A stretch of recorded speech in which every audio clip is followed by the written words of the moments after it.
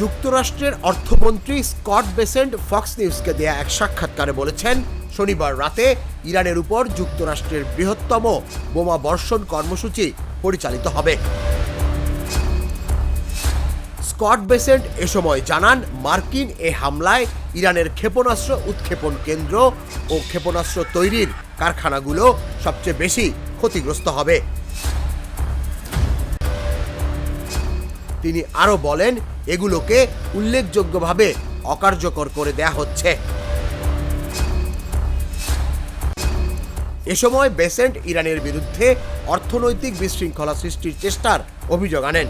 এ প্রসঙ্গে তিনি হরমুজ প্রণালীর উপর তেহরানের নিয়ন্ত্রণের বিষয়টি উল্লেখ করেন। তুষার ইসলাম, জাগো নিউজ।